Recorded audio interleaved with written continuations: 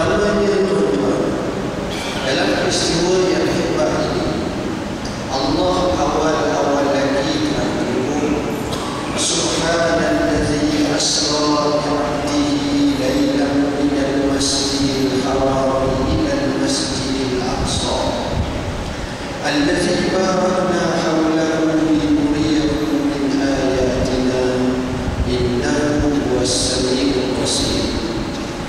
Tuan-tuan dan puan yang dirahmati Allah, ayat ini dimulakan dengan Subhana, Maha Suci Allah. Maha Suci Allah ini tuan-tuan, maksudnya ialah peristiwa yang akan dikhabarkan ini adalah peristiwa yang luar biasa. Maha Suci Allah dengan maksud Allah boleh lakukan apa sahaja, dan kita tidak boleh mengambil hukum-hukum manusia. Dalam ilmu kemanusiaan, kita ada hukum akal berasaskan kepada logik dan kemunasabah, yang ini kedua. Kita ada hukum uruf dan adat, ada kebiasaan, yang ini dua. Kita ada hukum matematik, ini dua. Begitu juga kita ada hukum sains dan hukum fizik, ini pun tidak. Jadi hukum yang akan dibahas hari ini keluar daripada daerah hukum yang menjadi kebiasaan manusia. Hukum ini adalah hukum fayakun, hukum Tuhan.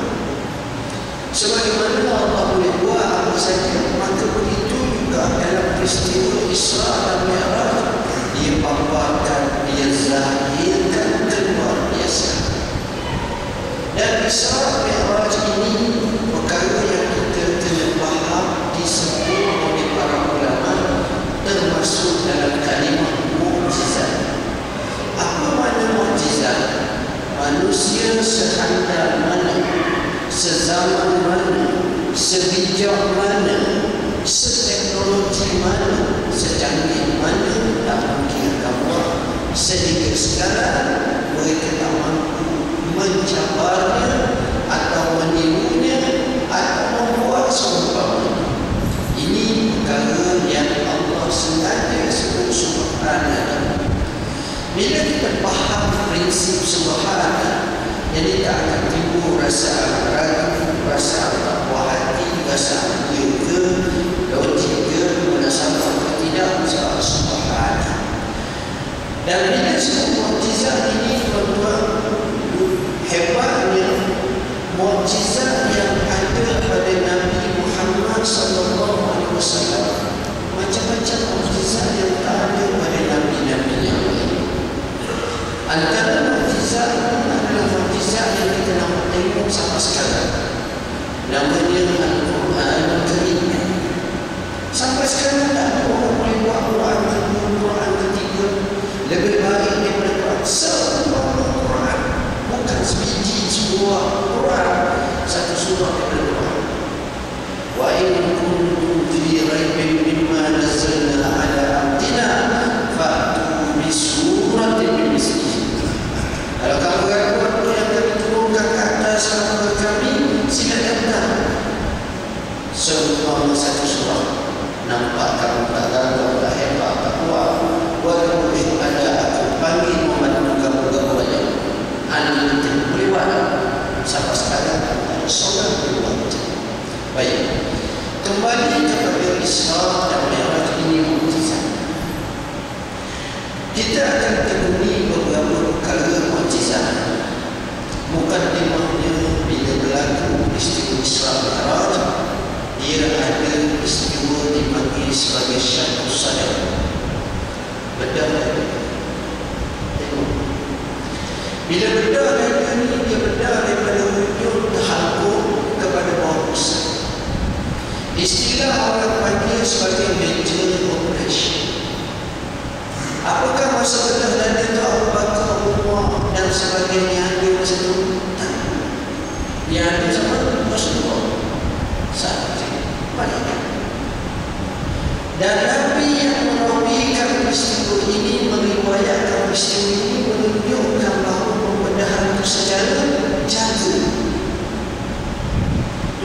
rasalah zaman sains teknologi terkini masa kini, rasa-rasa pakar Amerika, Kanada, Inggeris, Jerman, Perancis, Jepun, Korea, China dan sebagainya tak berdorong secara major operation dalam keadaan jaga sampai sana. Kenapa? Ketidakyakinan dan membawa kepada masalah. Tapi itu cerita 1400 tahun dulu. Kerana itu kita ada sama sekarang orang tak membawa cerita. Berdorong mati tak apalah, mati tak berdorong orang ini. Kedua, bila mana sudah mudah kita musafir, ada tak keluarga kita yang masuk IJN buat bypass? Ada. Boleh tak bila sudah bypass hari ini nak ajak di Mekah lagi? Bukan ajak di Mekah, nak bawa anak pun tak boleh lagi. Dan kena tahan dulu dalam IJN seminggu ke, 2 minggu ke, 3 minggu ke, tengok keadaan kesihatan ini. Itu gitu. Itulah itu. Tengok luar biasa. Bila dia bedah dia bedah hati sehingga dia buat hamba syaitan. Maknanya kita suka dalam hidup untuk menyelesaikan isu kemeluk syaitan. Payah. Syaitan selalu datang, selalu nak cuba rosak akalan kita. Allah bawa lagi dalam firman dalam Quran, alam ahad ilaikum ya bani adam alla ta'budu syaitan innahu lakum aduwwun mubin. Tidakkah aku telah buat perjanjian dengan kamu wahai anak Adam semua, jangan sekali-kali kamu sembah syaitan kerana sesungguhnya dia bagi kamu adalah musuh yang nyata. Tapi syaitan itu cukup hebat. Dia datang, dia rosakkan kita, dia rebahkan kita, dia hanyutkan kita, dia sesatkan kita untuk bersama dia. Bi'izzatika la'ughwiyannahum ajma'in. Dengan kemuliaan kamu wahai Tuhan, aku yang syaitan sesatkan anak Adam semuanya. Kalau ini itu cita-cita dia, sumpah dia depan. Selepas bersih, buat dia bersih dan dimasukkan iman dan hikmah. Bukan. Kemudian barulah musafir. Kenapa iman dan hikmah? Kerana sebenarnya tuan-tuan, dalam melayani bahtera kehidupan ini, kalau kita ada anak, kita ada keluarga, maka titipkanlah kepada anak kita keunisan itu. Tak payah tinggal harta banyak, tapi tinggallah iman, tinggallah hikmah, tinggallah ilmu dan tinggallah kepadanya berkenaan dengan iman, pengajaran agama, kefahaman agama, kedalaman agama, pengetahuan kehidupan. InsyaAllah dia dapat merentas kehidupan dengan baik. Kerana banyak tipu muslihatnya, banyak pencahkan beragamnya, berapa ramai orang dalam kehidupan rebah, hanyut. Akhirnya mereka tak jadi orang, akhirnya mereka terbabas dalam kehidupan, akhirnya mereka menyimpan daripada sirat al-mustaqim, jalan yang lurus. Gapai tak apa. Maknanya hil dan isyarat. Hai Muhammad, sebelum daripada kami layarkan kamu satu rihlah rabbaniyah Isra dan Mi'raj, kami titipkan kamu, kami masukkan kamu 2 ilmu terpenting, namanya iman dan hikmah. Kerana dua ini akan menyelamatkan kamu dari sebarang godaan, daripada menghilangkan ke arah mencapai matlamat sebenar. Dan benar Nabi berjaya. Kemudian Allah sengaja bersihkan hati Nabi dahulu dan masukkan iman dan hikmah. Kerana tujuannya siapa yang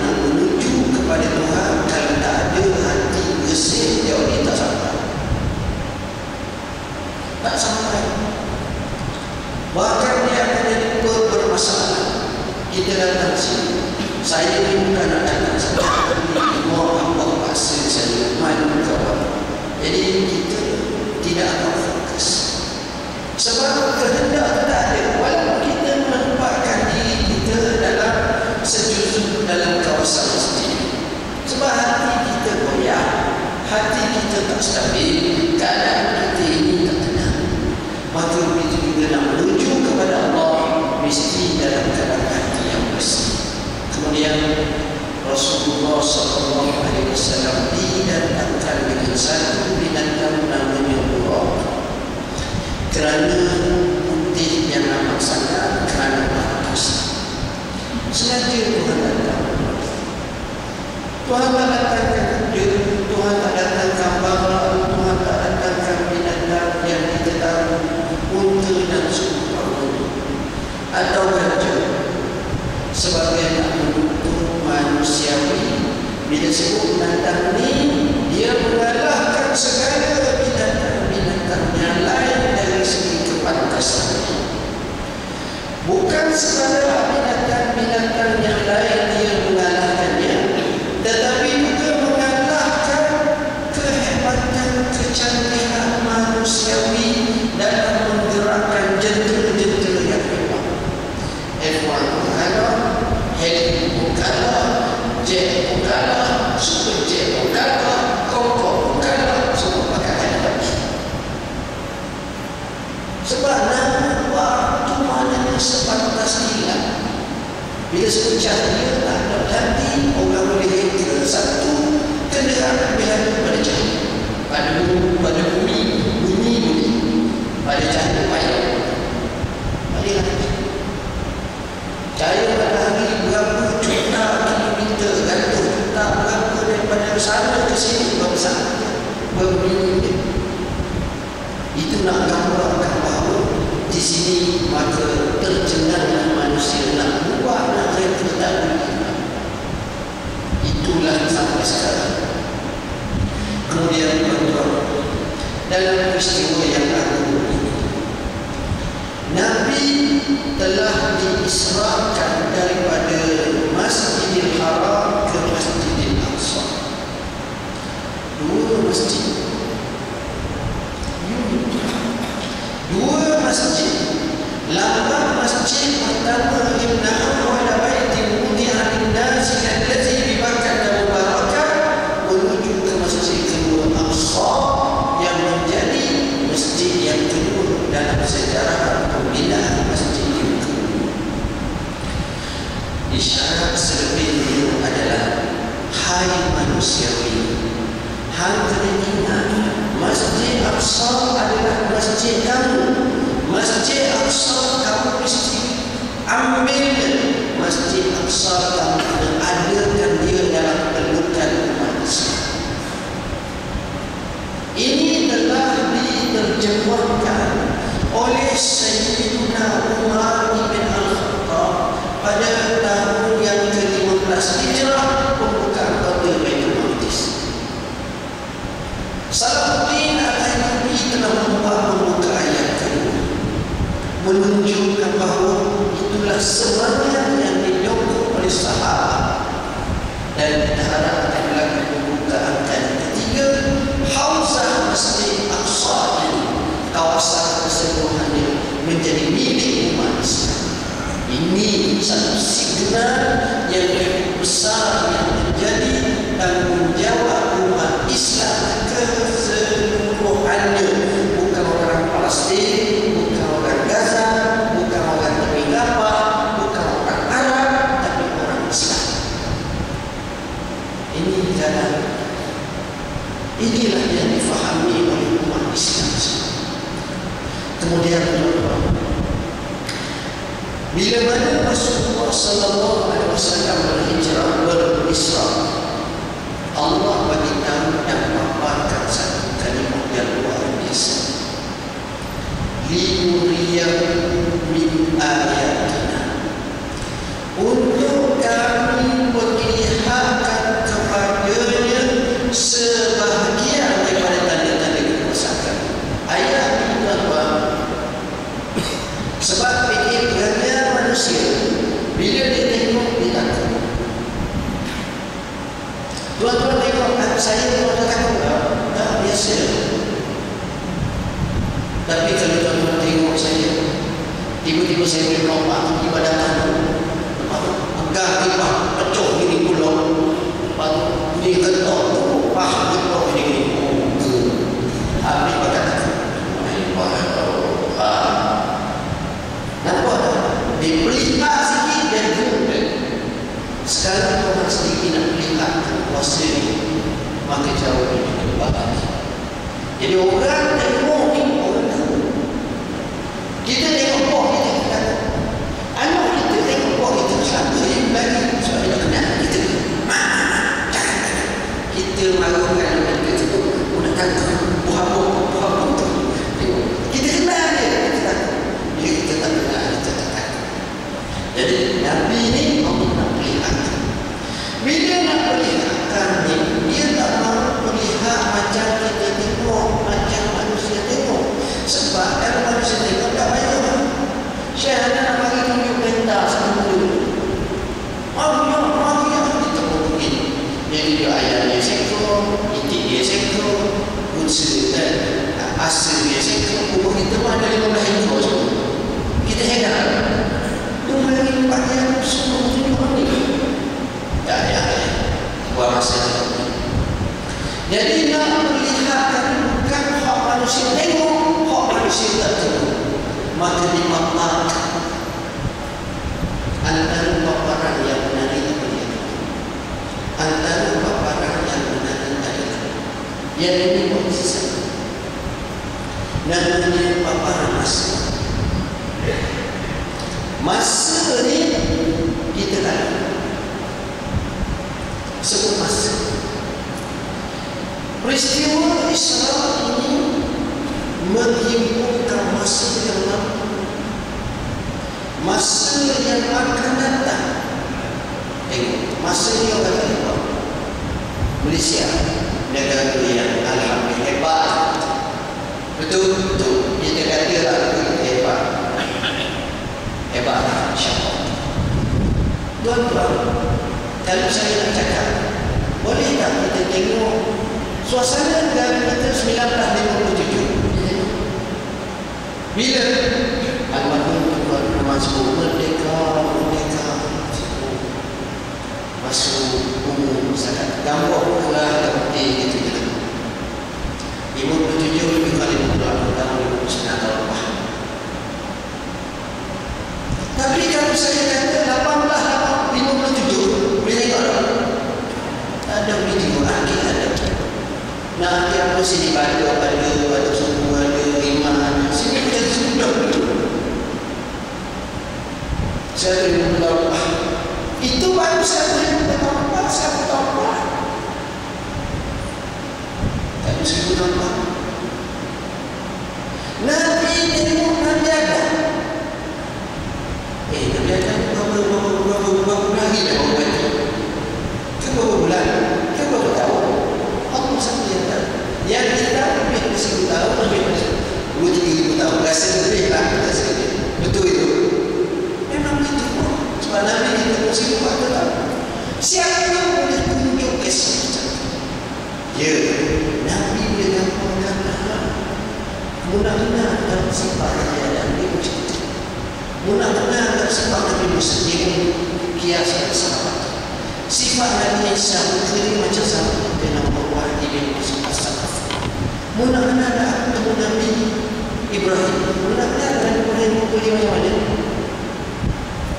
Sahabat dia bilang, dia kata Nabi Ibrahim ini macam kasih itu. Sama satu sahabat kamu ni. Sahabat ni maknanya dia sama macam Rasulullah. Rupa Nabi Ibrahim itu macam Rasulullah. Rupa Rasulullah itu macam rupa Nabi Ibrahim. Siapa boleh tunjuk rupa gitu? Mana dia tengok betul dah. Tengok betul lah tu. Saya pun boleh cerita macam tu. Tak boleh tuan-tuan. In future akan datang. Tuan-tuan boleh ramal tak? Apa yang akan berlaku sini di beberapa tahun akan datang?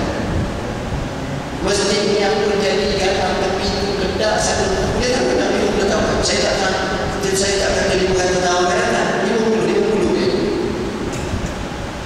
Tak boleh. Baik. Sebab aku boleh berlaku macam-macam.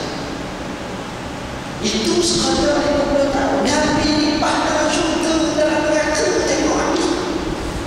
Jadi cerita masa ni menyebabkan kita tercengang. Kedua, bila mana Rasulullah SAW diperlihatkan, Allah Ta'ala cerita-cerita macam cerita di dunia. Cerita orang zina, cerita orang korok, cerita orang curi, cerita tak mahu. Nak tengok cerita tu di penjara, boleh tengok. Jangan tanya dia, sahabat boleh tengok. Cerita tak penting. Tadi tuan-tuan sudah saya belajar kuliah awal. Biasanya akhir sedang akhir tiba-tiba datang Ustaz Sohan jabat salam saya. Doktor ada orang doktor. Siapa dia belakang? Dia saya juga sana. Doktor orang ni istimewa sikit. Dia ni baru masuk Islam. Dia ni masuk penjara seorang. Dia baru dapat kampungan baru ni. Sebelum dia dapat kampungan, dia masuk Islam. Dan dia tak ada orang kerja, tak ada orang apa-apa. Itu Ustaz belajar. Dan dia cuma tengok belajar kerja. Boleh cak syahadah saya nak tanya satu soalan. Sebab apa sebenarnya? Sebab kesalahan apa sebenarnya? Dulu 10 tahun lepas saya berhubungan. Saya tengok dia tak, saya dah cerita kat dia. Mana dia saya nak sebut, kalau nak paparkan kisah-kisah macam tu, banyak sangat. Peristiwa Isra dan Mi'raj bukan nak paparkan kisah itu, tapi nak sebut result, natijah. Natijah inilah kita nak tahu. Natijah orang tak sembahyang, natijah orang tak bayar zakat, natijah orang yang merubah banyak perbuatan, natijah orang zina, natijah orang yang sifatnya tak baik, natijah orang yang banyak infak fisabilillah. Jadi natijah itu. Jadi peristiwa itu beri natijah. Bila beri natijah kita tengok result kita. Inilah satu hal yang sepatutnya kita faham. Jadi peristiwa Isra dan Mi'raj ini sebagai satu khulasah hayat, khulasah kehidupan kita. Awak buatlah bagusan itu, akan datang balasan demikian. Allah kita begini. Ini kita kata. Dan dalam peristiwa Isra dan Mi'raj sengaja Allah datangkan elemen perancang atau pengancam kepada orang Islam. Ada yang iblis, ada yang ifrit, ada yang dunia, ada yang Yahudi dan sebagainya. Semuanya dengan satu bahasa, ya Muhammad anzirni as'alka. Hei Muhammad, tunggu aku nak tanya kamu. Jawab pun tidak, paling pun tidak, tapi kita pelik malaikat jawab. Hai Muhammad, kamu jawab apa Muhammad itu semua. Tak jawab pun macam jawab dah. Kalau jawab apa lagi? Di situ kita faham. Itu yang tuan-tuan ada masalah. Tuan-tuan ada masalah. Saya nanti banyak masalah. Saya bukan nak cerita masalah duit, masalah itu, masalah lain lah. Kita nak cerita akhirat kita. Ada orang tu Masya Allah, dia rajin solat, rajin ibadah, rajin puasa, tapi perangannya kena berapa? Minum. Bagi apa? Ada orang tu pemurah yang amat sangat biar tapi mulut dia lesa, ya Allah. Ada orang tu Masya Allah baik semua, tapi selalu lupa kawan.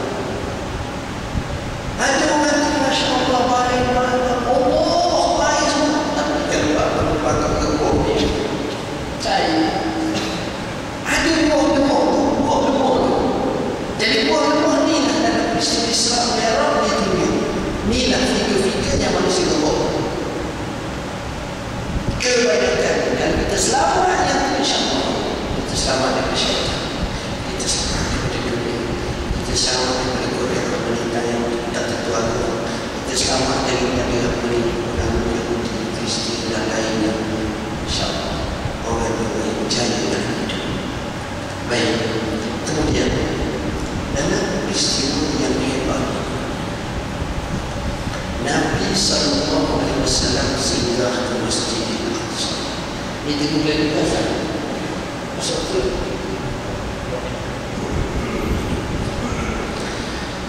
Dalam peristiwa yang hebat ini, Nabi pergi ke Masjidil Aqsa. Tuan-tuan kena faham, Madinah masa itu masih lagi orang bukan Islam kuasa. Suasana di Syam masih lagi orang lain kuasa. Masjidil Aqsa dan kawasan ini dikuasai oleh Rum, oleh Rum. Heraklius yang kita baca dalam sejarah ataupun dipanggil Hercules duduk kawasan dekat Syam. Sebab itu kalau siapa nak pergi ke Syam, dia akan tengok tiang-tiang tinggi sangat yang mana macam taman masih ada lagi, termasuk di Jordan, di Iraq dan kawasan-kawasan di Petra dan sebagainya. Ya, tunggu je. Oh, malah ni tunggu je dia kata. Tunggu je cepat habis. Okey, kita tunggulah supaya jangan orang dia tengok semangat jadi tak semangat. Baik. Rasulullah SAW dia pergi berhenti ke Masjidil Aqsa. Sampai di Masjidil Aqsa, malaikat tampak orang. Bila malaikat tampak orang, satu pengajaran bagi kita bahawa kita ni kena usaha, kena ikhtiar, kena mengambil satu langkah. Bukan kalau kita benar sekali pakai tawakal. Lembu kita tak tampak, kambing kita tak tampak, muka kita tak tampak, motosikal kita tak kunci, kereta kita buat biasa. Lepas tu kita kata tawakal. Itu tak betul. Tengok, Nabi masuk ke Masjidil Aqsa, Nabi sembahyang dan menjadi imam kepada para Nabi dan Rasul. Jadi imam para Nabi dan Rasul ini siapa? Itulah dia sebagai Sayyidul Anbiya wal Mursalin, sebagai Imamul Anbiya wal Mursalin. Dan itulah menunjukkan bahawa Nabi sallallahu alaihi wasallam adalah Nabi yang termulia, teragung, dan Nabi adalah penghulu segala Nabi-Nabi, Rasul-Rasul alaihi wasallam. Tuan-tuan, sepatutnya kita bangga. Tapi kadang-kadang kita buat mengubah. Kita banyak nak mengubah pandangan lain, kita nak mengubah. Kenapa? Sedangkan Nabi kita dia telah memberi sejumlah pengajaran yang tidak ada tolak banding. Oh, kita suka sangat ambil cara ni, cara tu, tokoh ni, tokoh tu. Saya tak bangga. Tapi Rasulullah tak banyak.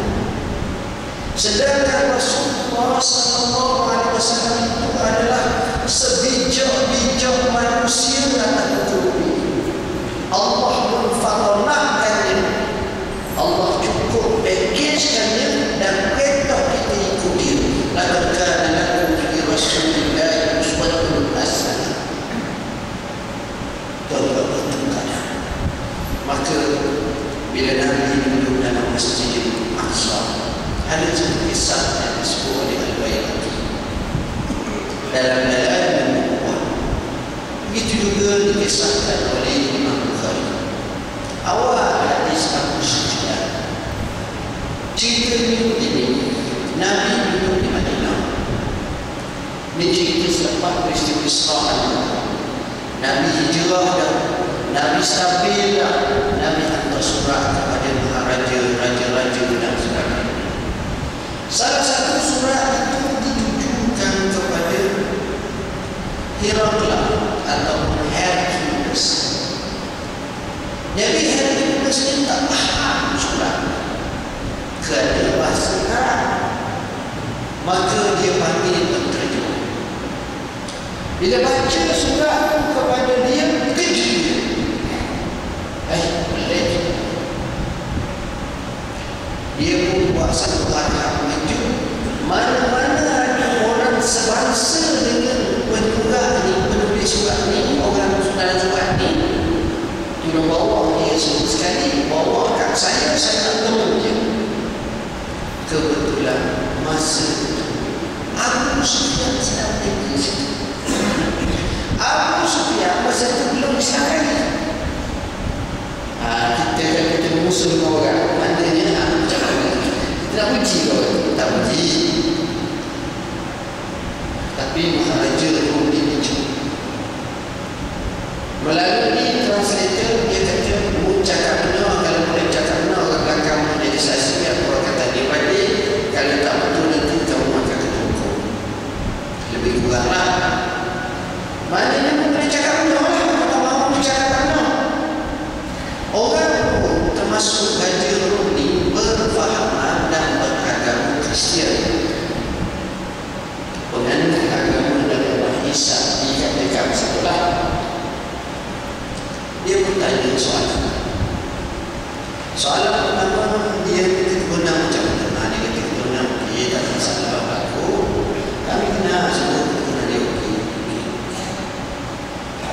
Yang kedua, pengikut dia macam mana?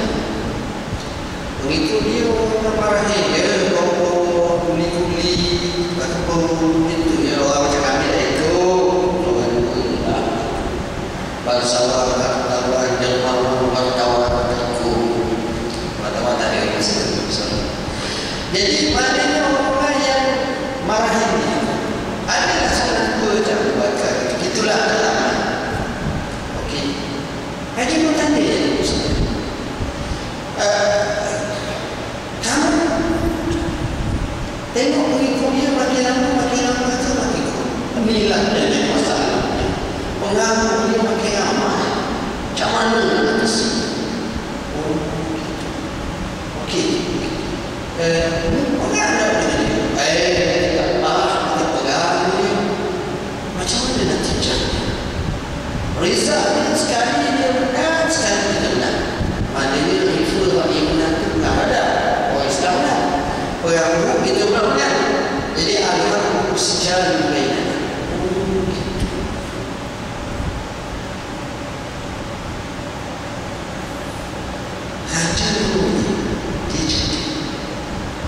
Sebab dia ada maklumat kita.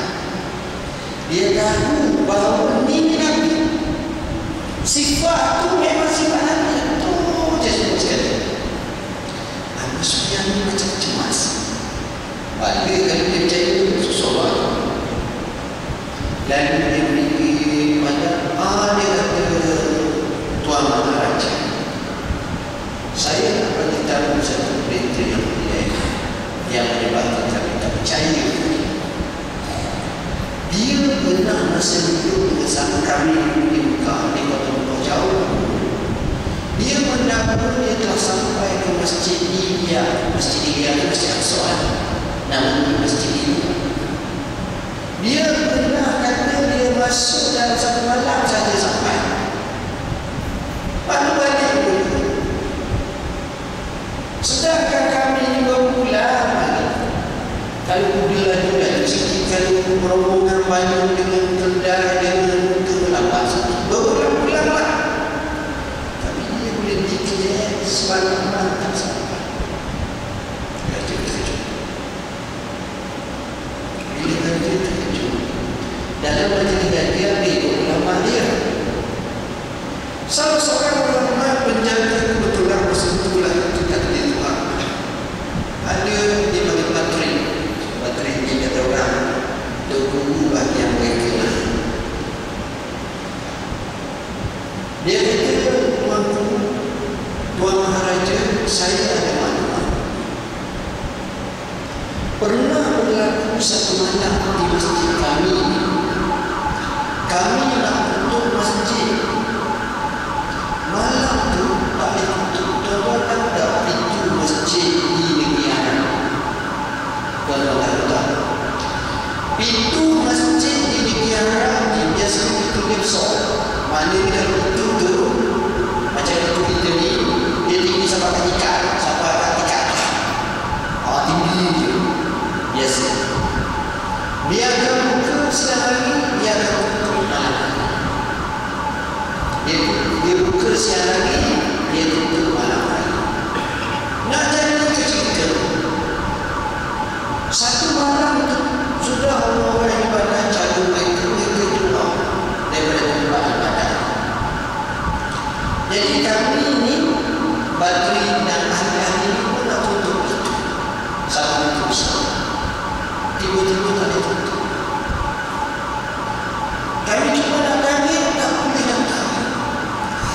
dua nak tolak, tak boleh nak tolak. Kami panggil Muhammad, tak boleh juga. Kami panggil bukan kayu cek bani, tak boleh juga. Kami panggil lagi pakar-pakar yang boleh tolak Muhammad, tak boleh juga.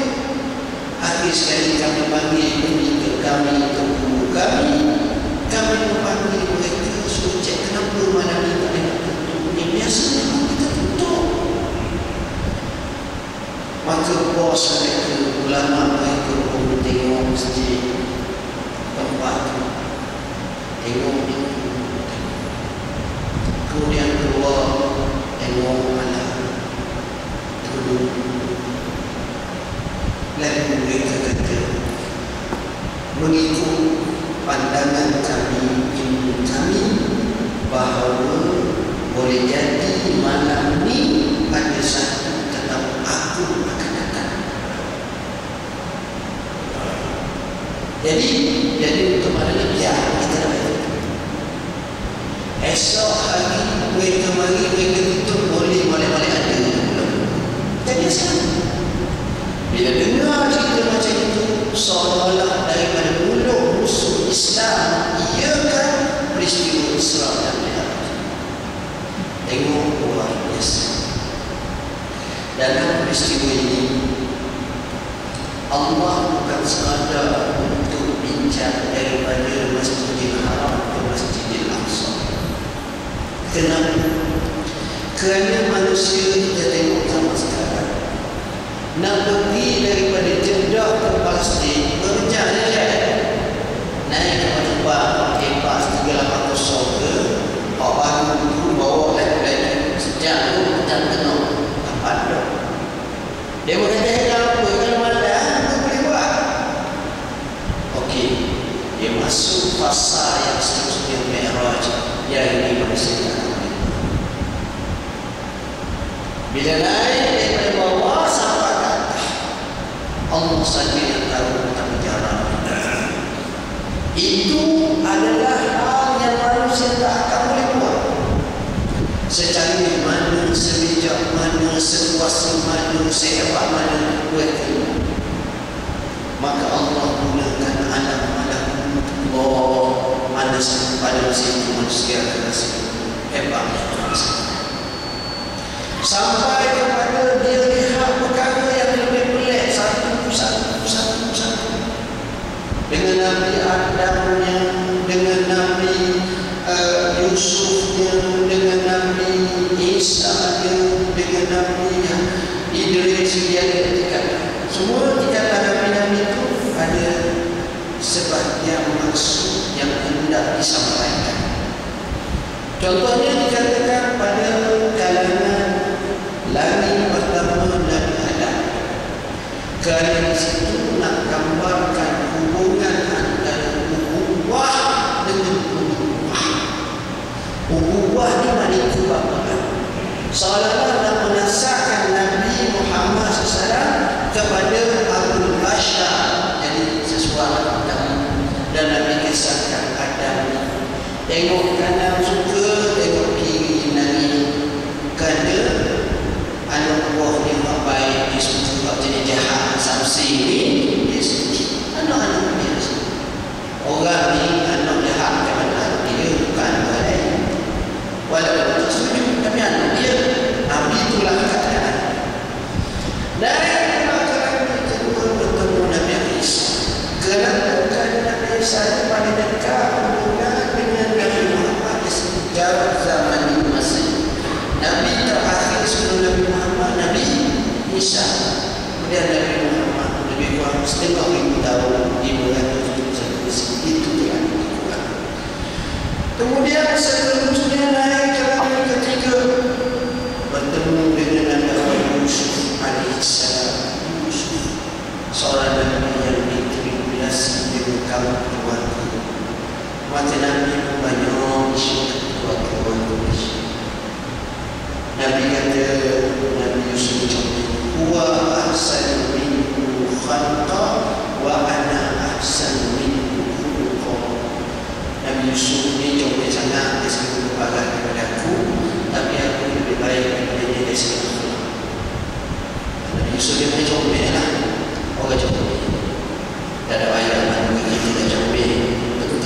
akhlak dia. Itu Al-Quran bagi. Kemudian berkata Nabi Allah Idris wa rafa'na makanan 'aliyya.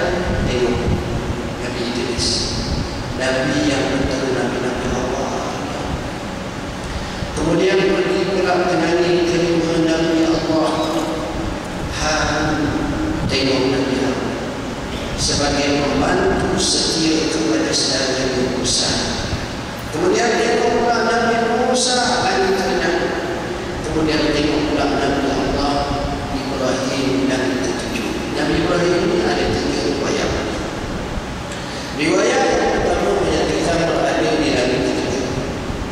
Riwayat yang kedua menyatakan berada menyandar di Baitul Ma'mur. Riwayat yang ketiga menyatakan berada di satu tempat yang lain, yang mana dikelilingi dengan anak-anak yatim, yang mana dikatakan dia bertemu dengan Nabi Muhammad SAW. Dia berbicara menyebut antara lain akrim minni ummataka salam, sampaikanlah daripadaku kepada umat kamu salam. Nabi berkata dan bagi tahu kepada umatmu bahawa syurga tanda-tandanya sungguh cocok tanamlah. Macam mana? Banyakkan zikrullah. Isa Nabi Allah Ibrahim kepada Nabi Muhammad SAW. Kemudian akhirnya dia berbilang-bilang ya Allah, sampai ke Mustawa, sampai kepada Sarifil Qalam, sampai kepada Sidratil Muntaha. Kemudian melihat 4 cabangan sungai, 2 zahir dan 2 batin. Kemudian akhir sekali sampai menghadap Allah. Menghadap Allah ini apa saja yang tahu. Ketika itu dia saja. Dan ketika itulah puncak Nabi bertemu dengan Tuhan. Dalam keadaan yang Allah saja yang tahu dan Nabi saja yang tahu. Pertemuan tersebut apakah Allah Nabi tengok kepada Tuhan ataupun Nabi tengok dengan hatinya. Ini khilaf di kalangan 2 sahabat yang besar, iaitu Aisyah radhiyallahu anha dengan Ibnu Abbas radhiyallahu anhu, yang mana Ibnu Abbas menyatakan Nabi melihat Allah, Aisyah menyatakan Nabi tidak melihat Allah kecuali melihat dalam bentuk basiriyah, mata hati, sebagaimana yang disebut maka zabat Quran ra'a, iaitu ketika dia tengok sungguh Allah saja tahu. Itu bahasa mereka lah. Maulanya adalah akhirnya Allah bagi kepada Nabi salam. Boleh. Kita biasanya kalau kita dapat anugerah raja, pakailah aku dan mesti tahu sekali. Siapa dapat? Kita tidak. Anak kita dah dapat. Pengikut kita dah dapat. Itu nama kita je lah. Yang dapat ini kita. Tapi Allah bila bagikan Nabi Muhammad SAW, Nabi dapat, kita dapat. Itu hebatnya. Salat. Yang sungguh sangat daripada jauh, bawa sampai kata tiba-tiba nak bagi solat. Maknanya solat jangan pandang enteng. Rahsia manusiawi baik tak baik terletak pada solat. Rahsia manusia okey solat. Orang yang baik, orang yang solat. Keluarga yang baik, keluarga yang solat. Pemimpin yang baik, pemimpin yang solat. Negara yang baik, negara yang solat. Itu dia. Orang yang perintah jaga masjid ini ibadah sifatnya solat. Allah Subhanahu wa taala, innama ya'muru masajid Allah man amana billahi wal yawmil akhir wa aqama as-salat. Orang yang Allah stabilkan kuasa dalam bumi, alladzina yumakkannahum fil ardh aqamu as-salat. Mereka yang bersolat. Tuan-tuan sekalian, umur kita hidup daripada kita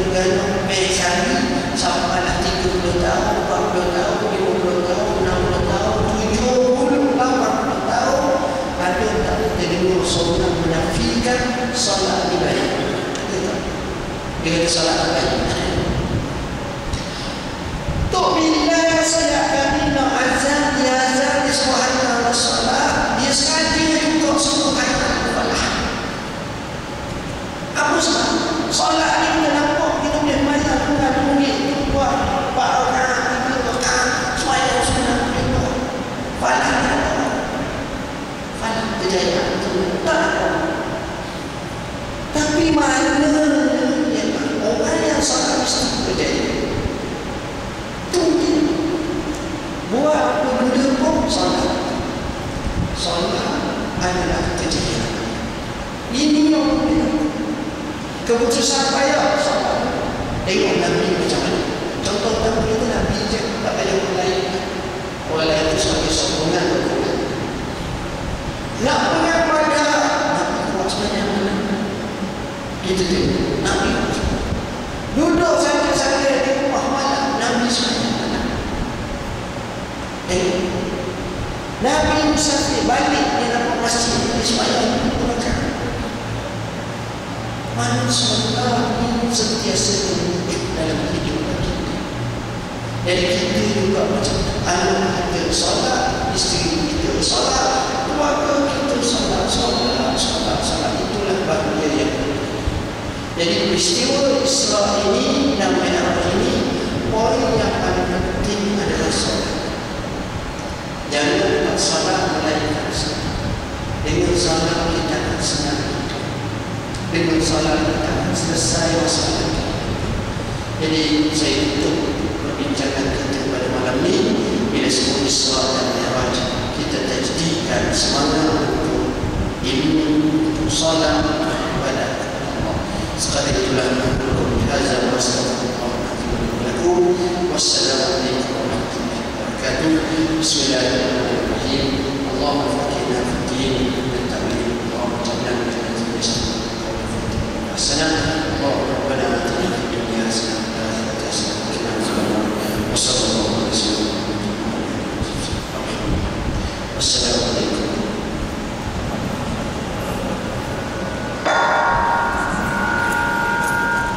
Waalaikumsalam warahmatullahi wabarakatuh. Terima kasih kepada Ustaz bersama Datuk Zulkifli